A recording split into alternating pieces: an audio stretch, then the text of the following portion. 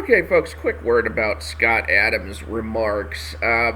He's been on his own podcast for a couple episodes now, and he was also on Hotep Jesus' show to explain his remarks and basically give the context behind the remarks. And his defense is that for his remarks, which was basically that because black people on a Rasmussen survey were almost half opposed to people saying it's okay to be white, then that makes black people into a hate group, and therefore white people should stay the hell away from black people and get away from black neighborhoods, etc., etc. So that's what Scott Adams said, but he's saying that the context modifies what he's saying to mean that, well, you shouldn't treat any individual differently, but you should make smart decisions as far as where it is you want to live or work or yada yada. Now, he compares what he says to things that the media has perpetrated as hoaxes, like the Fine People hoax, and like the Drink Bleach hoax, and the Covington Kids hoax. These are all instances in which the media withheld important context, so far as he's concerned, that if you knew the context, you would understand what it was that the person was saying. And so he's portraying himself as being in the same shoes as President Trump in the case of the Fine People hoax and the Drink Bleach hoax, and Nick Sandmann in the case of the Covington Kids hoax. The problem with his comparison, though, is that when you look at the base comments that President Trump made, for example, in the case of the Fine People hoax, he said there's very fine people on both sides, and people assumed that what he meant was neo-Nazis versus, Antifa or something, so that he was calling the neo-Nazis fine people. But he never specified who he meant exactly by fine people in that particular section of his remarks, and indeed later on he did say that he did not mean neo-Nazis, but the wiggle room was at least there in the comment. Okay, he said there's very fine people on both sides. Who does he mean by very fine people? There was at least room to answer that question.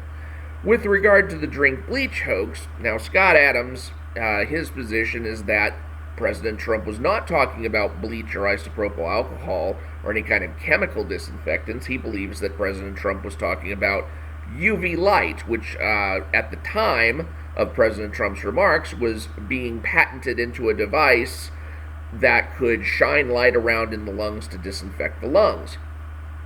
Now, he's wrong on that, but, basically you can look at President Trump's own remarks and you can kind of see the wiggle room in those too, especially since the fact that the statement that people focus on in President Trump's remarks was that, is there a way to do this, as opposed to go out and try this?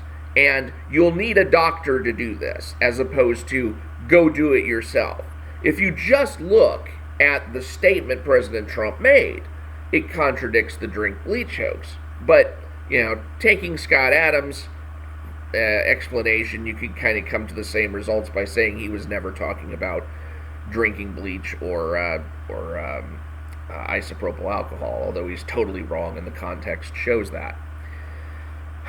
In the Covington Kids, same thing. You got to see a snippet of video of Nick Sandmann grinning like an embarrassed idiot in the way of this Native American guy who's banging a drum, and he's like, not knowing what to do, and so he just basically stands there, and it makes him look arrogant. And then when you see what transpired before and after, you realize what's going on. But what you see is still open to interpretation. And that's the problem with Scott Adams comparing his most recent remarks to all of these three hoaxes, is that in the case of the three hoaxes, you had things that were open to interpretation. I don't know how white people should get the hell away from black people is open to interpretation. Now, he's tried to interpret it, but I think he's basically thinking that so long as I'm able to massage my words into something that's going to sound more palatable, then the words that I actually used are not going to matter so much. But no, that's not true. The words that he used do matter. To say that white people should stay the hell away from black people is like saying, anytime you're in a situation where you have a choice between associating with black people and associating with white people, you pick the white people, or at least the non-black people. How do you interpret that statement any other way?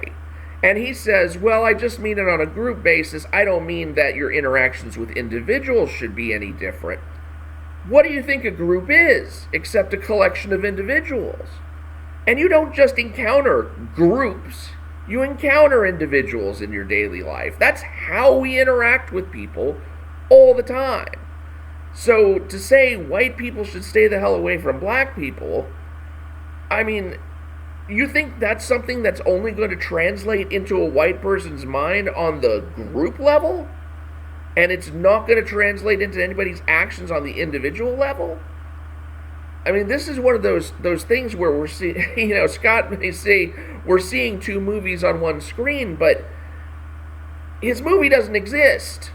You don't get to say, treat this whole category in this fashion, and then say, well, I didn't mean individuals. That's all we ever interact with. He even made the example of, well, if there's a black cashier, I'm not saying don't go and use the black cashier. I'm like, well, if there's a black cashier and a non-black cashier, you sure as hell did say use the non-black cashier. You don't get to have it both ways, and that's the problem with Scott Adams' remarks. Now, I understand what it is he's trying to do. He's trying to start a conversation on race relations by saying that, if blacks hate whites the same way that whites are thought by blacks to hate blacks, then we've got a massive problem, or we've got a massive miscommunication. And the only way that we're going to be able to reach across the aisle is to actually talk and see what it is that we have in common. Because otherwise, we're never going to get anywhere. But to use that particular phrasing in order to do it, to just basically say that, white people don't need to have to do anything or have to help black people anymore, or should get away from black people or move out of black neighborhoods, etc., to use that kind of language and think that it's not going to translate into action on individuals is just madness. It's just madness. And maybe you can't accuse him of racism per se because his intentions are actually good. His intentions are actually in the direction of racial unity. But god damn, that's careless. Because, as Hotep Jesus pointed out during the interview, you've got white supremacists seizing on Scott Adams' words and using them to support themselves.